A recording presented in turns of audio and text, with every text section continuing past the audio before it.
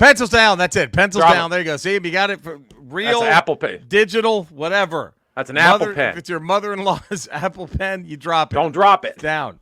Don't drop that. Don't break that. We're the 1% here. The Ramble. We have Apple Pens. We don't we don't use real pencils. We're not like, We're the 1%ers. Yeah, man. We use this one. And then we also use pens we steal from comedy clubs. That's also the thing we use here. What's happening, everybody? This is Ramble 381. Look at this, 381. And you think it's just Eddie and I. I'm Jerry I'm sorry. Introductions. I'm comedian Jerry Rocha. Right there. Right there we have. Eddie Introduce Pence. yourself, buddy. There Eddie it is. Pence. Look at that. Look at this. What else do you Look need? at that. We did it. Cody would be here. He would. He wanted to be here. He told us. He told us. Now, Cody says he has the flu and he's recovering from the flu. That's what he told us. He's like, I wish I could, but I have the flu. I think it's all falling apart. We just had the Court of Appeals say that Trump is not immune. That presidents can't do whatever they want. Yeah. And now I think, probably a good thing. I'm sorry, buddy, but I think we're seeing Cody going for it on 4th and 30 from his own 5 now. And it's not ending well. I really, because not only did we have that, but today, and I'm sure Cody's fingerprints are all over this. This sounds a lot like Cody if you listen to it. The House Republicans are now trying to pass a resolution saying Trump was in fact not an insurrection. That smells like a Cody move, doesn't it? I mean, it's brilliant and utterly Cody. It's Cody, and then it's utterly Cody. And then his girl just, again, I think, or one of two things. I think what this is, it's either they're going for it on 4th and 30 from their own 5, or they're down 50. The kickoff goes deep into the end zone, and Marjorie Taylor Greene decides to field it instead of just fair catch. I think she catches it at the. She's trying to score 50 on this one play. She's trying to score 50 points on one play. So here's his girl, and you tell me, did Cody write this or not? And then the American people who pay for elections with their tax dollars actually own the elections and have the right to care about their elections, election integrity, and the results of their elections. When they came to Washington and protested, all of you called it an insurrection. Yeah. And then when Joe Biden was inaugurated and this entire Capitol complex was surrounded with 30,000 National Guard troops, none of you stood there and called that an insurrection. No. Because it wasn't. Because it wasn't, you fuck. Does anybody put... Because maybe those guards were there because literally like 12 days earlier, a bunch of morons charged the Capitol and smeared shit everywhere. And had an insurrection. So maybe that's why the guards were there. You fucking cunt. I don't think anybody puts dumb cunt in dumb cunt. She puts the dumb cunt in dumb cunt. I don't think anyone else. I mean, I think we always, before we knew who she was, we always threw around cunt, like, oh, you're a cunt, don't be a cunt. We didn't know really the definitive form of the cunt. Had we been wasting that word for so long, it finally found its home. It found its home in Marjorie Taylor Greene. Oh, that's finally found its home. There's a dumb cunt. We found it. There it is. Jesus Christ. What a stupid pile of garbage. By the way. Yeah.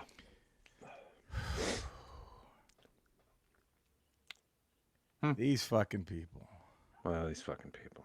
Have come through! We're 143 5-star ratings. Yeah. Chucky Bob Backlund Brofil. Thursday, knocked off the top by Seahawks 87. Keep it up. Mystery review. See if you can guess. Keep up the funny. And then hours later, Eddie, egg sandwiches. 5 stars. It's a family affair. Jerry and Eddie are loads of fun for the entire family, or not. Don't let your kids listen to this, but sometimes my teen does listen because I make him, and that's why I'm, are you ready? All caps, queen of the hill again. Cordelia 77. Cordelia back on top. Back on. So look at this. Within moments, we've had two. Who said our demographic is just 40-year-old male nerds? Nobody. Who said that? Exactly. Whoever it is was. Well, why was it when we had 40-year-old male nerds listening? It was called an insurrection, but now that we don't have 40-year-old male nerds listening, it's not called an insurrection. You don't call it an insurrection. Look at that. Thank you, Cordelia, for... Why is it that Joe Biden... her spitting out a sentence alone is enough. Why does anyone... That you should be okay. I'm done with this fucking moron. Why would you want that person speaking for you in any capacity? No, she should not be running a Chili's in Birmingham. She shouldn't be bussing tables at a Chili's in Birmingham. No, exactly. By the way, Jeremy, bienvenue. You and Eddie got your wish. You ready for this? Cool as Ice was, in fact, how I was introduced to Vanilla Ice. My cousin, who's 7 or 8 years older than me, was a big fan of Ice Ice Baby, and one day while babysitting, he wanted to watch the movie his hero was starring in. I think I was maybe 4. At that age, anyone older than me was cool in my book, so of course I wanted to watch it. He told me the best person from Home Alone was in it, and being that it was my favorite movie, I sat down for some Culkin. It wasn't until years later I realized he meant the hot older sister who played the love interest. Kat was her name, because I do remember watching Cool as Ice, ironically, in high school, renting it, and I remember a scene where Vanilla Ice grabs her diary, and he goes, "Looky, looky, looky," in Kat's black bookie. Oh, what a line. What a line. After watching you put Ice Ice Baby on repeat, I ended up becoming a fan of the song. And yes, as you were singing it on the Ramble, I was definitely finishing this song in my head. Oh. Thank you, Bienvenue. You can be like Bienvenue. Email us, ramble@theramblepod.com. We're on Instagram at Podcast Ramble, Twitter for however long that's left. X. Podcast Ramble 1. X, bro. We're on YouTube until Elon ODs on something. Then it's back to Twitter. Until he takes too much ketamine. Then we don't know what it'll be. But there it is. So, man, here we are. Ramble 381. We also have our merch page. Please go do that. And again, subscribe, 5-star rating, positive spread the word. Cordelia can't be alone. No. Cordelia can't be alone. Not anymore. We have to have other, Ramblettes? Ramblets. What's the feminine version of Ramble? Rambler? I think it's Ramblette. Ramblette? La Rambla? Lady Rambla. Is that the Spanish version? I think. La Rambla? La Rambla. And then El Ramblo? El Ramblo? Something like that. That could be it. That's what we need. More Ramblette. Well, we need La Ramblas. I just had my life fall apart right now. I was trying to reach the remote control to turn the ceiling fan on, and it was right there, and it just fell. And it just collapsed. If there was I pushed it. If there was a wampa coming at you in an ice cave, couldn't have done it. Your lunch. I would have been fucked. I'm lunch. Your lunch. I'm toast. There's no way I'm making that. There's no way. It's no way. Oh man, there's just no. It's sad, Eddie. It's sad. It's too bad. Little of a shot out of. But when Joe Biden has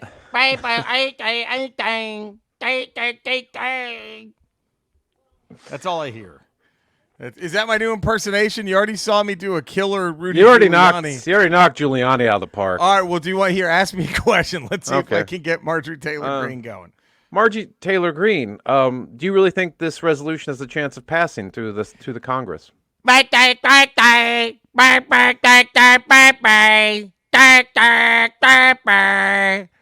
you think? That was good. Nailed it again. Thank you. Your Giuliani's here. Your Giuliani's here. Yeah. MTG right there. Just. So I do a better impersonation of Magic the Gathering I think so. than I do. I closed my eyes and I got visibly angry. Wow! Look at that.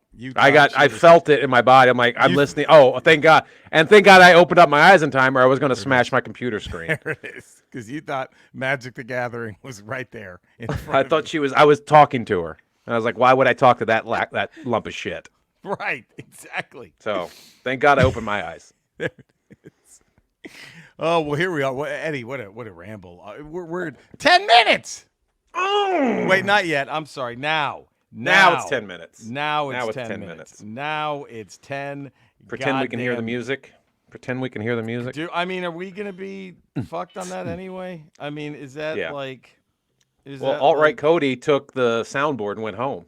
I know. But I got sunshine on a cloudy day. When it's cold outside, I got the month of May. Bum, bum, bum, bum, bum. I'd guess you'd say, what can make me feel this way? My girl, my girl, my girl. Talking about my girl, my girl. Now, when we finally get to see Tucker interview Vladimir Putin, if they open up the interview with our Ramble theme, then we know that Cody has taken our soundboard. We know what's happened. We know what's happened. He's now producing the Tucker show. Could you imagine if your harmonica is being used to prop Vladimir up Putin? If Cody takes your beautiful harmonicas. Those that would devastate me. That would devastate I couldn't imagine. I couldn't imagine. That would devastate me. I would be devastated for you. I mean, I really will. Exactly. Let's move on. Let's just pretend I didn't even say it. Deal? Is that better? Let's pretend those words weren't even spoken. Let's move on.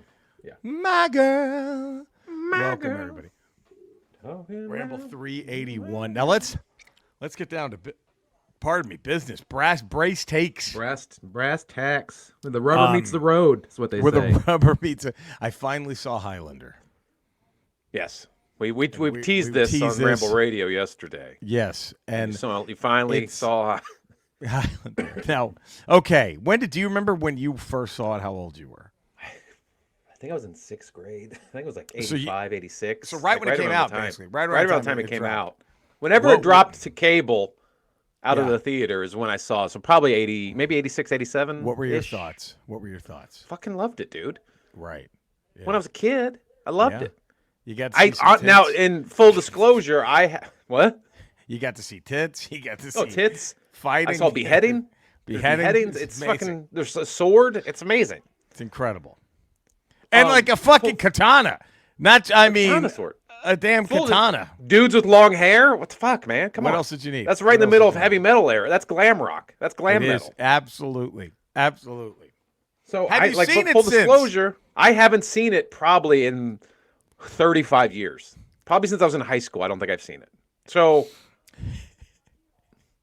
I remember it, but I also remember Cobra and what I thought of Cobra at the time. And then looking back on remember, and then the way we talked about Commando, I'm like, I know it falls in Cobra was a masterpiece when I first saw it.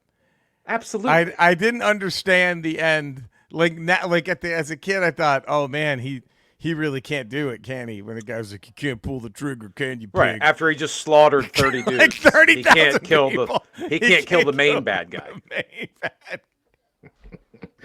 No one else matters.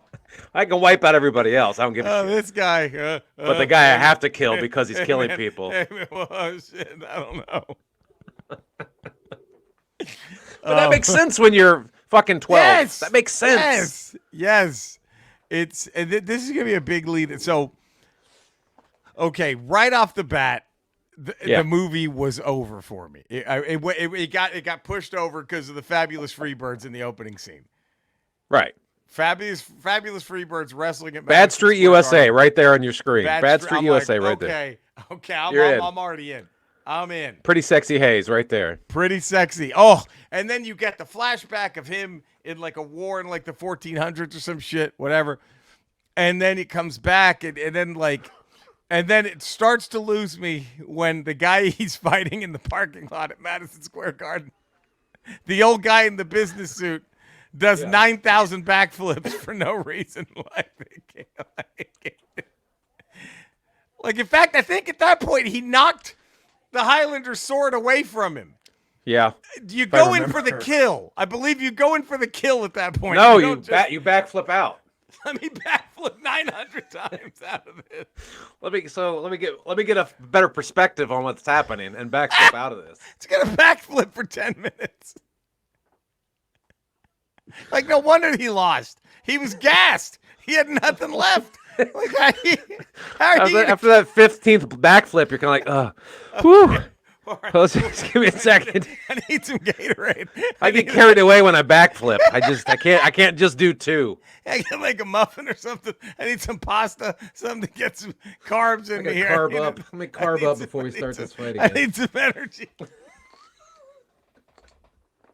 It was the dumbest fucking thing I'd ever seen in my house. Like, what the fuck is happening?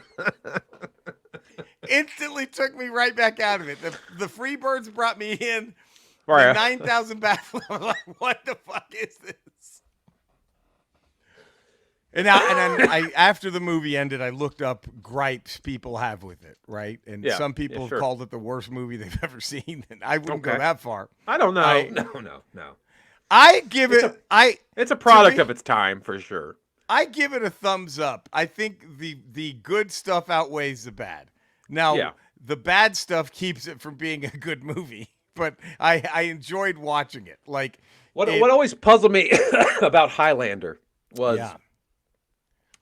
the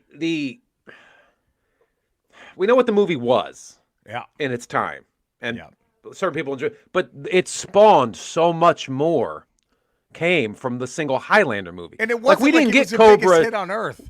We didn't get a Cobra 2, 3, 4 and a Cobra series. No. We didn't get a Commando 1, 2, and 3 and a Commando series. It died right there. And here's the thing. It's like Terminator was a B movie, but it was such a good B movie. It created an A sequel. And it also made a gajillion dollars, which Highlander did not. And it's like, what I don't understand is you get to the end of the movie and you're like, what? How is there a sequel? You know what I mean? You're like, well, how is there even a part 2? Like, it's over. It's done. Now, here's some of the things. People said Christopher Lambert was a terrible actor in it. He was weird. I disagree. I actually give him credit because I think you would play an immortal guy who's been around for hundreds of years. He's not going to be cool. He's going to be fucking weird. I thought he did fine. I thought Clancy Brown was a really good villain.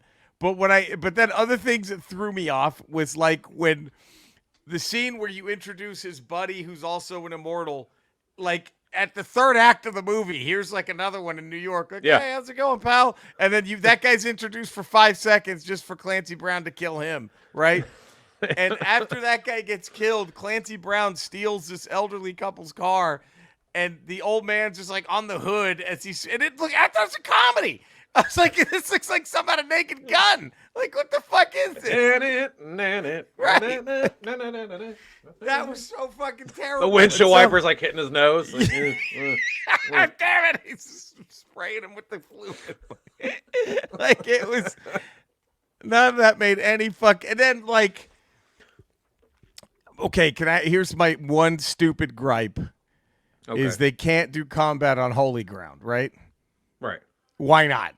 Who's stopping them? Who gives You're a immortal. fuck? Why not? What you clearly don't care. But I thought that was like, okay, this is a fucking, just so they could have like a stand down in a church.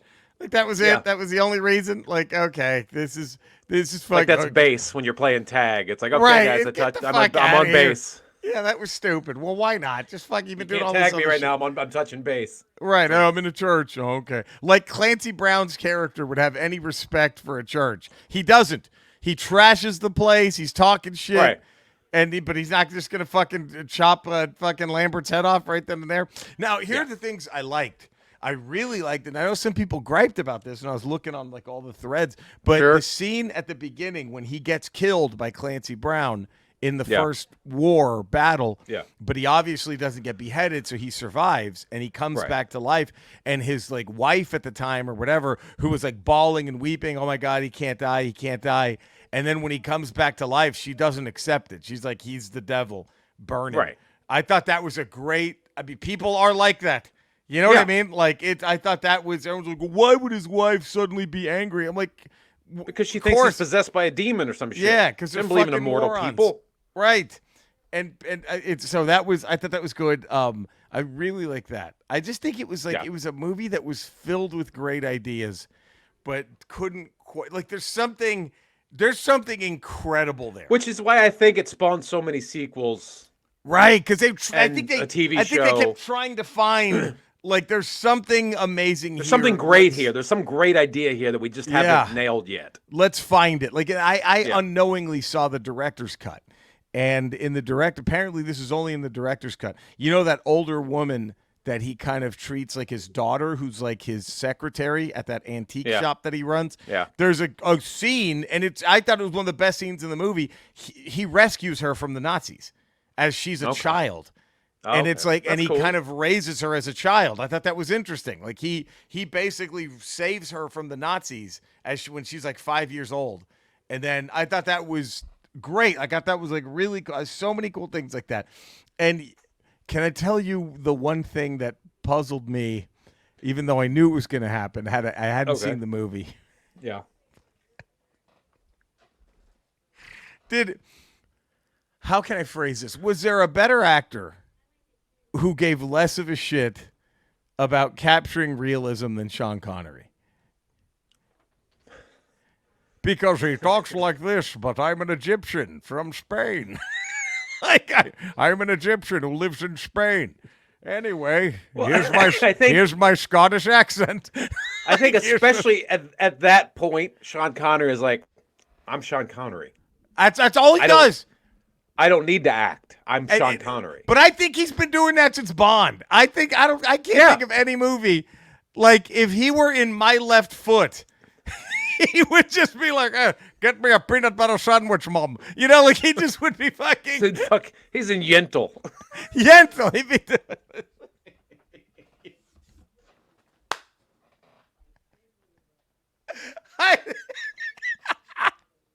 he just didn't give. He's in Silence of the Lambs. I'd fuck me.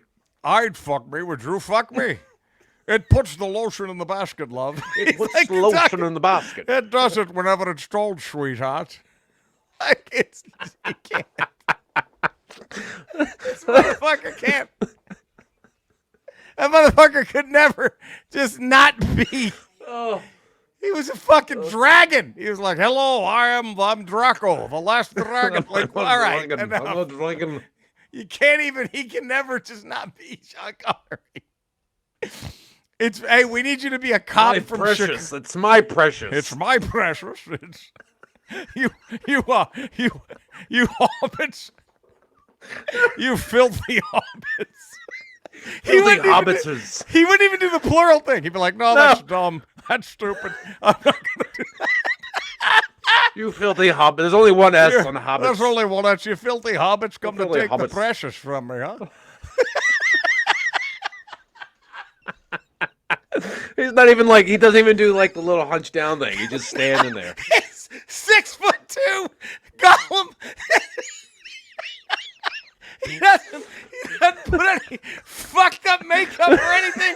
He's just I'm not doing that CGI crap. No, it's fine. Look. Just throw some mud on me. But not too much. Not too much. Don't cover up my face. Oh, fuck. You filthy Holy hobbits. Shit. Oh, she'll have a little game, Hobbit. If I win, I'll eat you and keep my precious. What do you think, Hobbit? Oh, fuck. Oh, fuck. Oh, fuck. Oh, shit. But had he not been James Bond, had he not been James Bond, he doesn't get a career if he's not James Bond. No, right? And look, I mean, if you also want to talk about again, like somebody just Robert Downey Jr. level of owning something, it's him as Bond. Yeah. Tremendous. But the fact that he just never stopped being It's like that's who I am. That's it. That's all you get from me. That's all you get. I'm sorry. Jaja, use a boomba. I don't have a bomb. I don't have a bomb. Are you saying we're gonna die? Are you saying we're gonna die? Sean Connery is Jar Jar Binks. I have no bomb. Well, my name is Jar Jar Binks. I'll help you. I speak. I speak. I speak. He's just fucking Sean Connery, and they just taped rubber ears on him.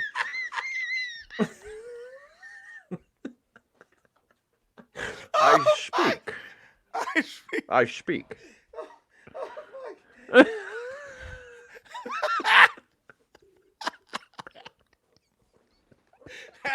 Anakin, I'm so happy to see you. I'm smiling to see you right now, Anakin. Connery is Jar Jar Binks. Oh, I can't fucking do it. Oh, shit. oh, fuck. Whew. So, I think Highlander might be one of the dumbest movies I've ever would give a thumbs up to. Does that make sense? Is that the... No, it's close- yeah, because it's one of those movies as a kid that was fucking amazing to watch. Right.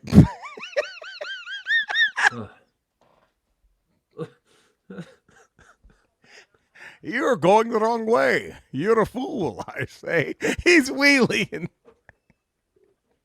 in Transformers. Friend fine. Look behind.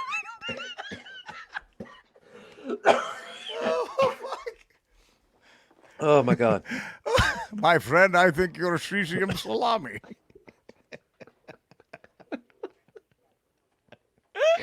He's every Dinobot. You want me on that wall. You need me on that wall. You're goddamn right I did. Oh, fuck. Oh, man. Is that our, like, who would we want to see Sean Connery play the most? Gollum, Jar Jar Binks, or Wheelie from Transformers? I think Gollum. Fucking Gollum. I think kills me. Gollum. I think it's Gollum. For his lack of giving a shit about trying to become that character. Any Andy Serkis character, just give it to fucking Connery instead, and see how little of a fuck he gives. He's Snoke in Force Awakens. Hell, I can't be betrayed, can I? I can't lose. Oh, fuck. Oh. Gollum. Sean Connery is Gollum. Oh. Oh. You thieving hobbits. You took You my tricked precious. us. You tricked me. You I tricked won't, me. I'm not Us, going to this- say us. We'll not do us. It's I'll just me. just say precious. Well, you tricked me, and you took my precious. What's this precious? This is a ring. This is Ring, my I ring. have You plenty took of my ring. those. Why am I this much concerned? Why am I so concerned with if it was a forget bracelet, maybe. If it was I a can bracelet. understand those. I could understand it was a watch. A watch, I'd want to keep that. Watch serves a purpose. Tells me what time it is. Fuck, he just doesn't give a fuck. What's a ring do? What's a ring's the purpose of a ring? I ask you that. Why a ring? Peter Jackson's like, cut. Just God. cut. Okay, Jesus Christ. Here we go again. This fucking guy.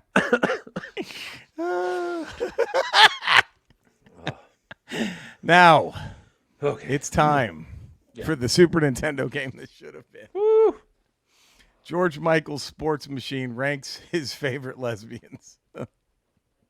Now, can we preface this? But there was a time, and we don't mean Wham! George Michael. There was a whole nother, in the 80s, there was a time where two George Michaels were pretty popular. I knew this George Michael before the Wham! George Michael. I did too. Because he And was this my is- local sports guy. And he would be broadcast. Now, to those who don't know, this was at a time when ESPN was starting to gain steam, but they weren't anywhere close to where they would be, right? No. And there weren't really, there wasn't, I mean, unless you lived in New York, there wasn't really sports talk radio. There Wasn't a national sports show. No, and this kind of inspired local networks to start having their own sports wrap-up shows on Sunday nights. Yeah. But this was the first one because before that, this was just broadcast nationally, and Yeah. it was George Michael's Sports Machine. Now, the gimmick was, I believe it was a giant machine that would show all the highlights of the sports week. It was a giant machine, and it had like 3 buttons, big giant buttons, and it had like the and a tape thing. reels.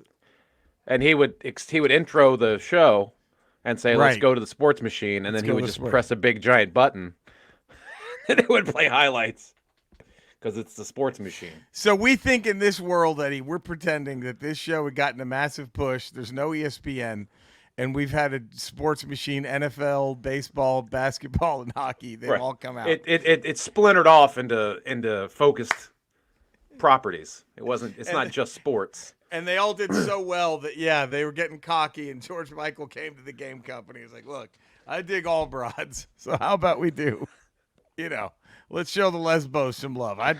Let's feed a list of Lesbos into the sports machine and see what it spits out. See who they're telling me which ones I should find.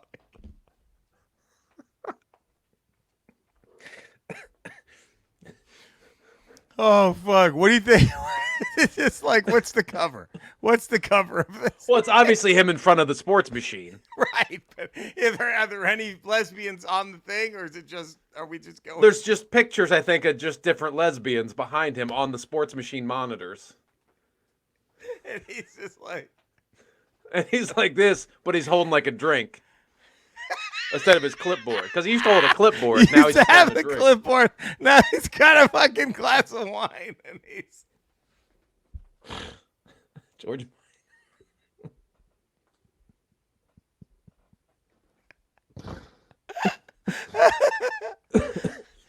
Eddie, can I be really cocky here? Yeah. I don't know that we need anything else. This is printing money, this game. Don't you think? Like, I think so. I don't know who doesn't buy it off the cover alone. The cover. Doesn't buy this game. Lesbians on the screen. It's just the glass of And he's got a drink in one hand, and he's getting ready to push a button on the sports machine in the other. sports machine. Oh, fuck. Oh, Jesus. The George Michael sports machine ranks his favorite. What do you think that goes for loose right now, that cartridge? Oh, If you out of just box, loose out of Out of box? the box, loose. $600. 600. I would think 600 too. $600. You're looking a couple of grand if you can get one complete with the manual. Dude, you're and looking everything. $3,000-$4,000. If you get one of those in box sealed. Ranks his favorite lesbian. Oh, fuck. Oh, my God. We're just rolling today, man. Whew. And now we get to the darkest hour. Televangelists. Oh. Now, already they're bad. Even when they're succeeding, it's bad. Yeah. You know what I mean? The Like, idea even of them when is bad. It's bad. Now Yeah. we have to think of like, well, what was the worst? That it's not that hard. I don't, because they've all done rotten shit. Yeah. Like They're by default rotten people. But I think what's fascinating are like how guys like after all the shit, how dudes like Benny Hinn and Kenneth Copeland are they're powering through. They're like They just power through, man. We're still doing this. We're still scamming people left and right. We don't give a fuck. We know all the other guys got busted. We ain't getting busted. We got this shit. They just go. They don't care. They just go right in. It's amazing. It's fascinating how those guys just. But Religion's a powerful weapon. Religion is very powerful. The strongest weapon humanity has come up with. Now, I think the easy answer would be either the Swaggarts or Jim Baker getting busted. I mean, Jim Baker might be the biggest one. Baker was huge. Now, Jim and Tammy, they were. But I might have to go, and this is your sports machine local bias, right? Yeah. Is my televangelist local bias growing up in Dallas? Well, you're from Texas. That's where they That's where they make them. That's where they breed them. I'm gonna have to go the Robert Tilton fart tape. Like I think that was now a great hour for everyone else, but a dark hour for the televangelist world. I think that was their. I mean, because that guy, he pulled that every gimmick under the book. He would speak in tongues. You know what I mean? Like He healed people. He healed. He would also be. He would do like Miss Cleo shit. Like, oh, there's somebody watching right now. Oh, there's somebody watching right now who's okay. That just lost a loved one. All right, you're gonna have to send me. You have to send me money. We'll get you this prayer cloth. You know, all that shit. Like he would. He would. This guy did every gimmick under the sun. And then when somebody brilliantly just dubbed in farting over everything, it was the Every greatest. time he was like,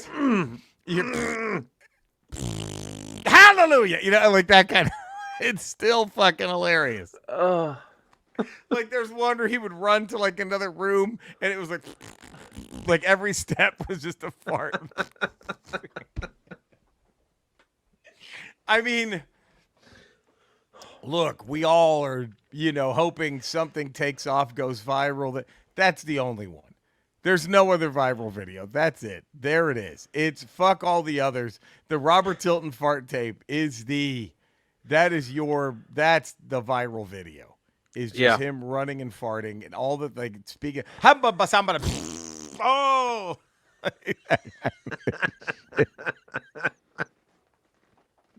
yeah, it's fucking great. So I think now Jim Baker is on paper. I think you have to give it to Baker, don't you? On paper, well, to me, Jim Baker was always like. Before then, like you would, as a kid, I would always see like commercials for the 700 Club and shit like that. And you're like, oh, those people are talking about God. They must be good people. Like you just assumed someone talking about God on television is a good person. Right. And that was like the first time as a kid, I was like, oh, they're full of shit. These people are full of shit. They're completely full of shit. So that was the first time, I guess, to me anyway, the curtain was sort of pulled back and you saw what these people really do. Because up to that point, I just like, okay. I never watched 700 Club, but I see the commercials. Like, I'm like, oh, they must be good people. They're just doing TV church. Now, what was the PTL? Remember that was it. Now, what was his? I know it was Jessica Hahn. I remember that name will forever be. If you're our generation, you know her. Yeah. She's the one that brought all that shit down. But like, that was what I'm trying to. If I'm trying to remember correctly. She would like that was like he like roofied her and like raped her, right? Like that was I know it was an affair, but I think like I have to look it up, but I think like and then I don't remember what Swaggert's was. Swaggart was just he was having an affair where I think they were all at some point having an affair. Right. I think Baker was the one who like actually like it was sexual assault, I think. Well, cuz he went to jail. For it, right? Or would he go to jail for stealing money? I forgot what he went to jail for. He went to jail for something. He actually did prison time. Yeah, he was. I'm looking it up right now. It looks okay. Swaggart was accused of patronizing a prostitute. Right, that's the one. And then he just bought a prostitute, and then he was the one who was like, "I have sinned." Remember that? He was like, "I have sinned." And then, but no, I think Baker was the one who. Yeah, I think Baker did time. Like, Baker did time, I believe. Let me look this shit up. I forgot what he did. I don't know what he did time for, but I think he's the one who actually. Okay, here we go. Jesus, an almost $300,000 payoff for the silence of Jessica Hahn, who alleged that Baker and former PTL club host John Wesley Fletcher drugged and raped her, was paid with PTL funds through Baker's associate Roe Mesner. Baker, who made PTL's financial decisions, allegedly kept 2 sets of books to conceal accounting irregular. Yeah, so he was fucked. Yeah, he was. He was also the subject of homosexual and bisexual allegations. That was the first one, right? Where he was like, he definitely was imprisoned, and like, where he was the one where you're like, okay, they're not only full of shit, they're just evil because like you could, Swaggart was a piece of shit too, but like. Okay, an affair, I guess you can kind of be like, hey. Cheating on someone. Like, he fucked up. Of course, when you just pretend to be so religious and holy and all that stuff, that's where it's like, fuck you. That's where even the cheating is like, yeah, it is a big deal because you talk all this shit over here. You know what I mean? Yeah. And there you are being a piece of shit. But Baker was like, that guy actually committed fucking crimes. Like, yeah. Obviously soliciting a prostitute is a crime, but not like the shit Baker got busted doing and he got in trouble for it. Like that was, so that was, I think on paper, Jim Baker had to have been the darkest hour, but to me, it's the Tilton fart tape because like there's nothing. It's not funny what Baker did. It's hilarious having Tilton brought down because Tilton, he was done. The fart tape killed him. Like he was done. Like that was it. It was over. Yeah, Baker came back. Baker came back. Tilton, we still haven't heard from that motherfucker. Like that fart tape killed him. Like he had nothing left. So that's why I think it's the Tilton fart. Did you have a horse in this race, Eddie? Like I said, to me, I think it was Baker just because that was the first one where I realized how shitty these people really were. Right. You're like, wait, these are fucking scum. These guys are fucking Or just scumbags. They're all scumbags. Yeah. Yeah. And then fucking Pat Robertson went on to fucking create the fucking Christian right bullshit and all that. Other, like, just and we're like, they're all after shit all the shit that you guys have been, yeah, I know. Yeah, they're all shitbags. So brutal. Well, now it's time to. I don't know if this is going deep, Eddie, or if we're just going to spend the next few minutes bragging about how good we had it listening to music in the early '90s. Yeah. I mean, my God. I mean, the combination of you still had hard rock and some leftover metal. You had the beginning of grunge. You had a lot of good hip hop. The best hip hop, I think. Some of the best country besides the 70s, 60s, 70s shit, you know? Like that's when I mean, the Garth Brooks stuff was annoying, but Jesus. Billy Ray Cyrus. Billy Ray Cyrus, who all paved the way for our dearly departed Toby Keith. But it's there was not a genre that wasn't getting like insane coverage, and it just seemed like everything was peaking. All at once with everything, like it was just. Well, you had like you said, you had the ascension of grunge. Yeah. I think hip hop was already at the top of where it was. It was like, well, it got bigger because NWA kind of really kicked the doors down, right? Like, of course, you can say like, the Funkmaster Flex and all that, and then of course you get to Run DMC. But that was almost like late '80s, '89, '90, yeah. 91. But I'm talking about like but then you have like Dr. Dre's The Chronic. Yeah, that's like early mid '90s. God, like 93, 94. Yeah, I think it's 92. That was like 92, 93. Like that, and then Snoop Dogg comes out, and then Tupac and Notorious start hitting. It was just an incredible run, and then really we had to pay the price when I believe the beginning of the end for the greatest era in music was Hanson. Yeah.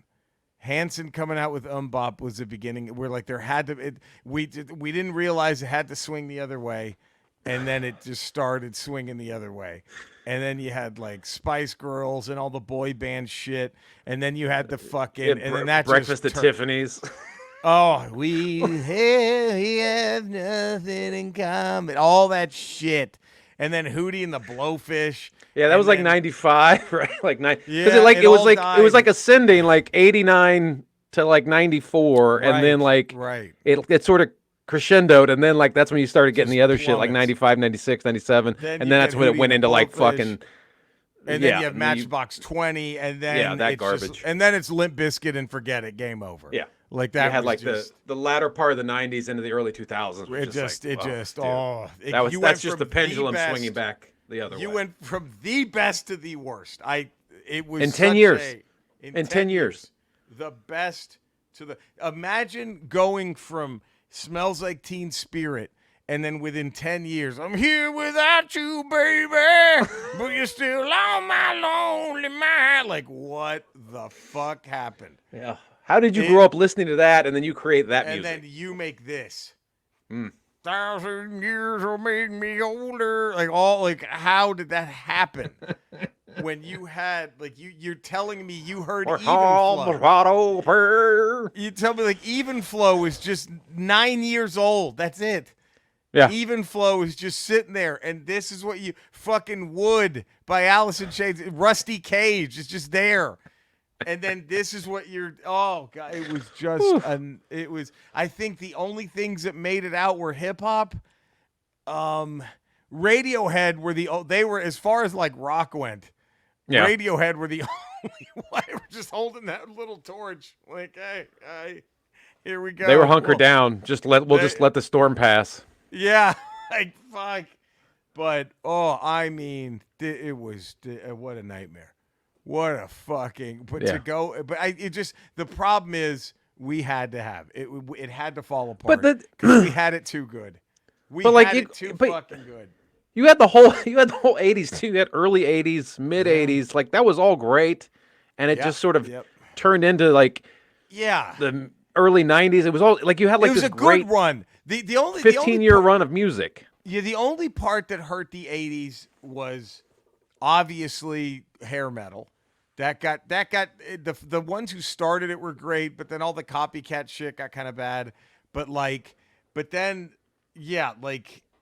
I think my only gripe with the 80s was hair metal, and then most of the surviving bands from the 60s and 70s, with a few exceptions, really took a nosedive in the 80s.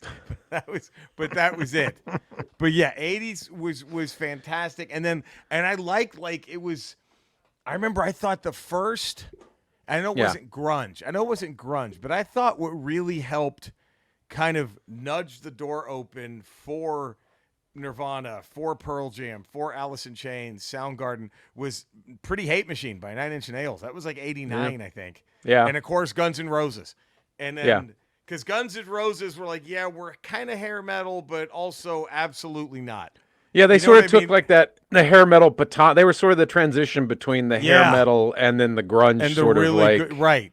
And then 9 Inch Nails opened the door for like, oh shit, lyrics just don't have to be about getting pussy on a Saturday night. Right. You know what I mean? Like, it was just interesting. But then it all just dies a horrible death. And I'm trying to think. I'm gonna say it was Hanson Zumbop was the beginning of the swing the other way. That's ground zero, you think? I think that's because that was before Spice Girls, I believe, by a few months. And I think it might have even been before the I'm a Barbie girl in the Barbie world. Like I think that was before. That was like I remember that was the first time watching MTV and going, the fuck is this?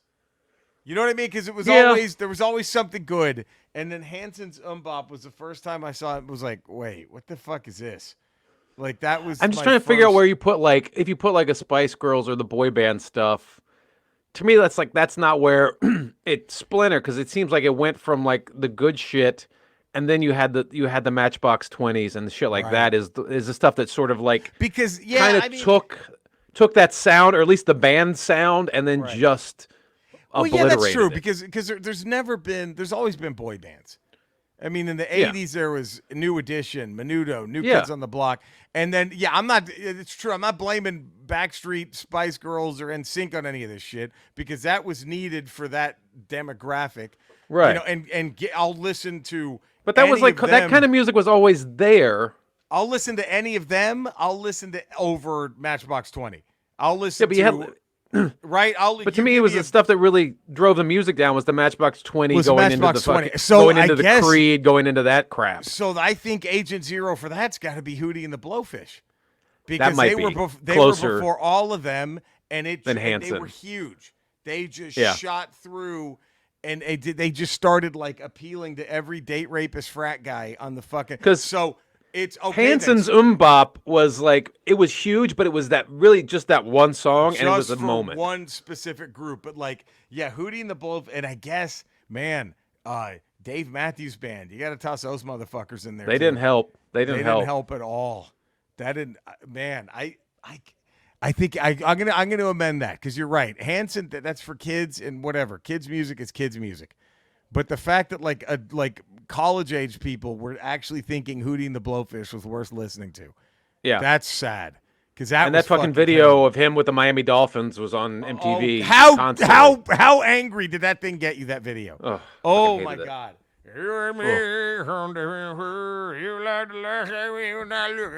Like, it's the fucking worst. Are we throwing Blues Traveler in there too? They didn't help either, did they?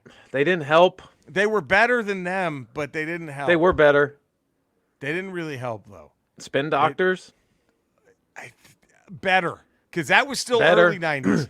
They were, and I actually kind of like them because they just kind of felt more like a Steve Miller band or like. I mean, I can listen to Spin Doctors and I can listen to Blues Travelers, but I can't listen to Hootie.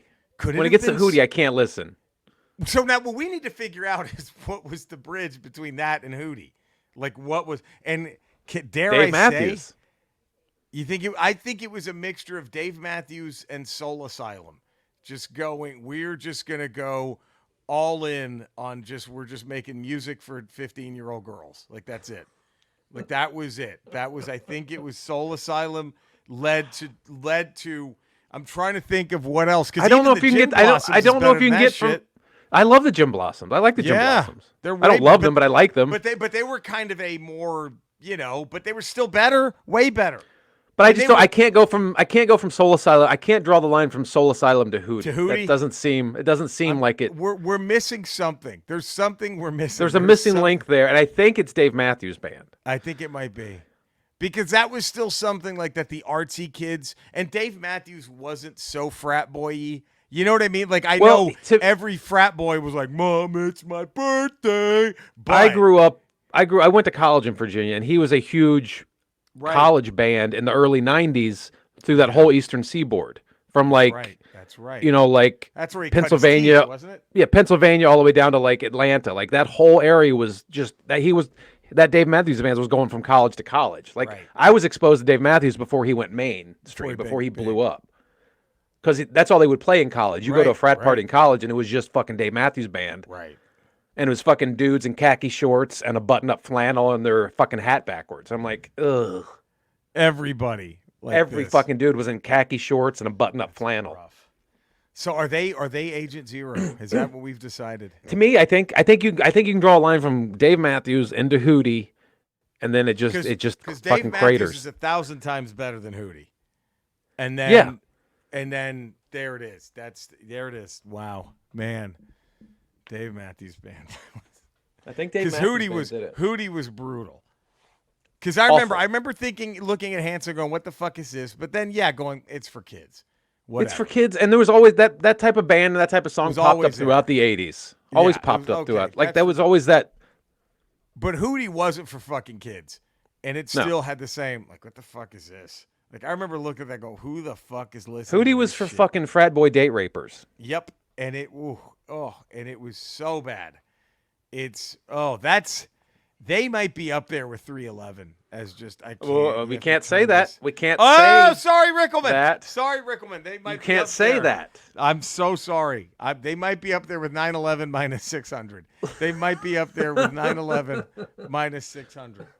They really might. What do you think? Are they? Is that the new combat Hootie versus 911 minus 600? It might be. Is that? It might be. Oh. I mean, because like, I could even be at a place where Hootie is playing in the background, and I won't be like, oh, I'll just like, oh, that sucks, and I can. But if like 911 minus 600 comes on, I'm like, I gotta leave. Sorry. I have to leave. You have to leave. Or turn off, or find it and turn it off. You're right. Yeah, you have to just walk. They're still the worst. Never mind. They're still the worst. 911 minus 600 is still the worst band of all time. 911 minus 600 is still number one worst, but Hootie's probably number two. They might be a I mean, I think it's, dare I say, a distant second. That's how bad 911 minus 600 is. But yeah. Oh, well, gee, what a ramble, Eddie. My God, look at all the ground. Next Ramble 382. We'll have our goosebump moment. We'll have our game or toy of the week. We're going to have our who would win between Benny Hinn and Robert Tilton. And kind of continuing the theme here with Highlander, we're going to play devil's advocate and try to convince the Academy of Motion Picture Arts and Sciences to put Commando on the best picture. On the best. I don't think that's the tall task you think it is. All right. That's next on Ramble 382. Have a great rest of your day. We will see you Friday for another Ramble Radio. Stay safe, everybody. Take care. We love you all. You know where to find us. Do it. Subscribe, 5-star rating, do that. text review. Do it.